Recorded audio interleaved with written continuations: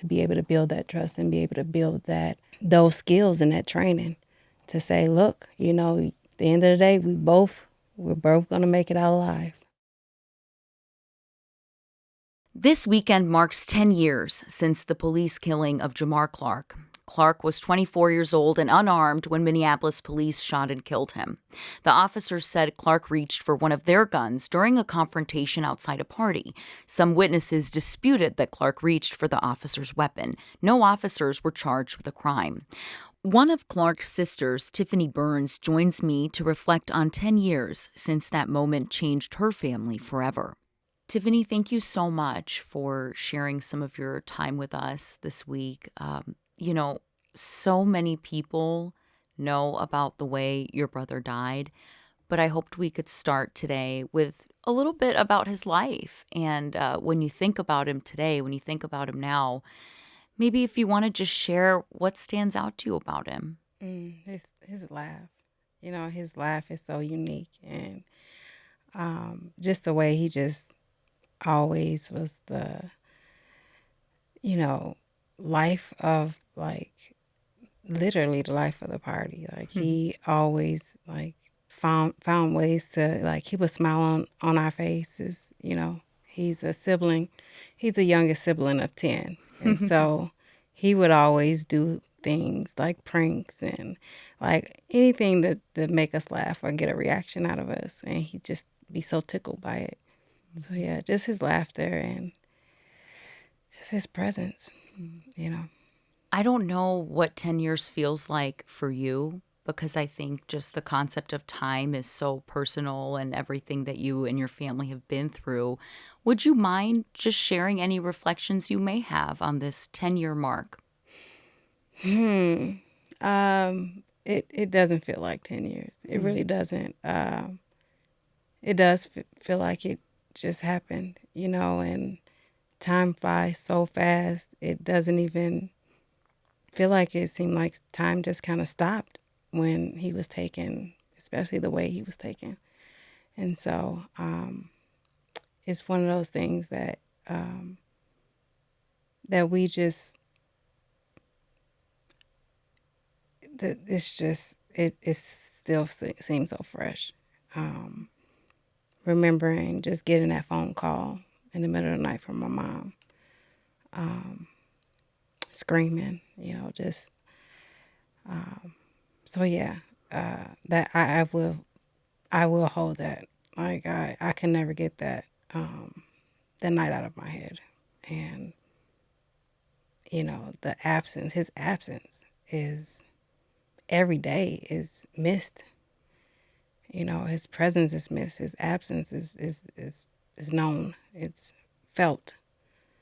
And so even with my children, they grew up as their uncle, but they were, like, very close in age, and they were like brothers more than uncle and nephews.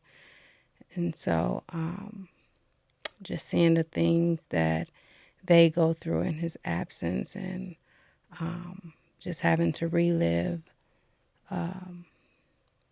the loss of him is, we're reminded of it every day. It don't go away. We don't get to forget. We don't get to not, live in that reality. So, yeah. And it was so public.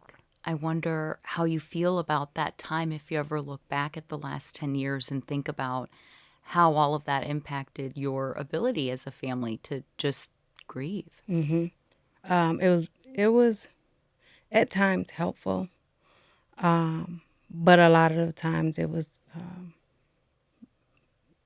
hard, to be in the public eye and try to be normal, I guess. Try not to project, the grief and the hurt off on other people, and also try to, give ourselves some grace with the support, the love of the support, but also, our privacy. Our privacy is important as well. And so trying to balance it all has been a challenge, but we've been managing I know activism has become a part of your life as well. I wonder if you have reflections on how that process has been for you. Do you still feel that you want to be active in the same ways? I'm curious to know. Activism, that that word. Um, I I don't consider myself an activist. However, I am naturally drawn to the work. I am naturally drawn to the cause and the work that needs to be done to prevent others from having the same fate as my brother. I don't consider myself an activist though, but I do work tirelessly to bring the awareness to, help others to understand what it feels like, and what life is like afterwards. And most of all, prevention, to somehow try to prevent these casualties from happening. Though I've been boots on the ground, as we call it, hitting the ground running since this happened to my brother. I feel it's an obligation of mine to continue on in the fight to not have another family go through what our family has went through. I wonder if you think about the idea of police reform, police and community relationships. Many people feel that your brother's killing was really a turning point within the city of Minneapolis. Of course, we know in the 4th Precinct, the precinct for 18 days, people came out and protested. It was a turning point for a lot of people. And it also was during a time where, I don't have to tell you, activism was changing generally. Protests were changing. The Black Lives Matter movement was really beginning to grow. And so much has changed over that time, and where people have even more access to one another, more social media than we were seeing back then. What stands out to you when you think of the last 10 years of police reform and the work that remains to be done? I want to just say this. Although I struggle with relation with law enforcement, I know there's a greater need. I know that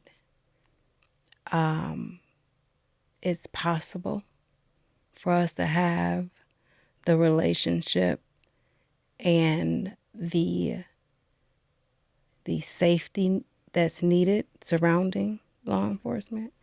However, it is a larger, a greater, a greater task, that is definitely going to take some work and togetherness and understanding and trust.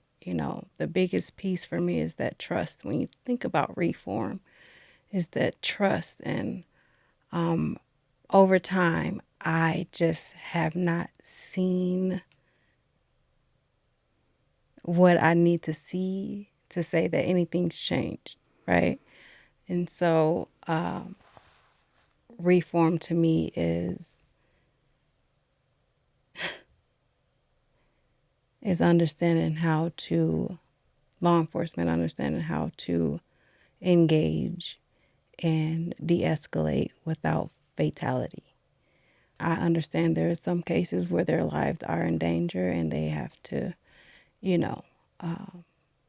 make it home to their children and their family. However, there needs to be more practice around less lethal. And this is what my hope is, that the culture around law enforcement and community would be a trusted one, and one that does not result into one's death. The training that they receive, I believe needs to be reevaluated and revamped in a way where we're all able to get home at night or get back home to our families after interaction with each other. Because I think there's a fear on both ends, and so to be able to build that trust and be able to build those skills and that training to say, look, at the end of the day, we're both gonna make it out alive. And so to me, not much has changed, but I see the efforts. One of the things that my mom shared with the reporter asked her, what would be justice for you? And my mom simply said, for this not to happen again, for this not to happen to somebody else's mother, somebody else's child, and to have so many after my brother is heartbreaking. The number of individuals who have lost their lives interacting in some way, shape, or form with law enforcement. I feel like a lot of them could have been prevented with the proper training and the proper skill set.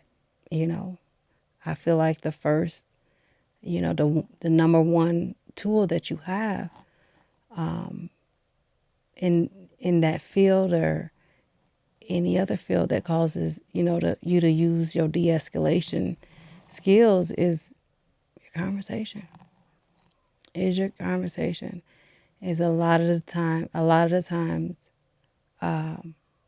police interaction it comes off as very combative right away, like they have to assert authority right away.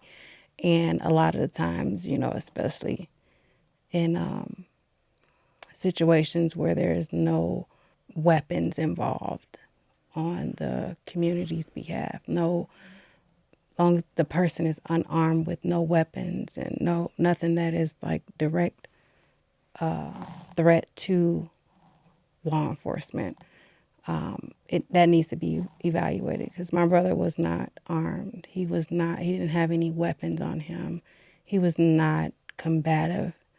And so I would hope that my brother's story and what happened to him, a lot of folks can learn from, especially law enforcement, on how to interact and how to approach people in community, people that they're serving. There's that work to be done. There's also the work you're doing in supporting other siblings and family members like yourself. Yeah. Do you want to share a little bit about the work that you're doing there and just what that means to you? Oh, yeah. So I started Impacted Siblings Take Action a couple years ago. And we just share and really show up for each other. And that's siblings who have lost a loved one, whether that be police violence or community violence or just by sudden death. When you look up sibling loss or a sibling that has lost a loved one, a brother or sister, we're labeled as the forgotten mourners. And so I want to disrupt that narrative that we're forgotten about, and our grief and our pain and our healing does matter. It does. And we oftentimes have to be strong for the parents and for that. Sometimes our siblings have children we have to, step up and raise. We have to sometimes deal with the loss of not only of our sibling, but also our parent, because those parents just are not the same after that. And so we recently just had our second annual Impacted Siblings United Brunch. And we are looking to get some things in place legislation-wise to have permanent services for sibling loss and bring that awareness to sibling loss, because a lot of times it's just kind of botched into, it's broader, and I just want to really get it tailored to siblings that have lost a brother or sister, and the children, our children that have lost a brother or sister at a really young age, making sure that the spaces that they are in, like the schools and the recreation programs, have staff and have the training to accommodate those youth, and to try to, bring some type of relief in that for them, to have a, try to live a, somewhat normal life in the new navigation of their grief. That sounds like really impactful work. And I want to close by, if you're comfortable sharing, when we talk about healing, I wondered if there was anything that you're going to do this week to honor your brother, if there's anything you would want to share that you're going to do that just is meaningful to you. Absolutely.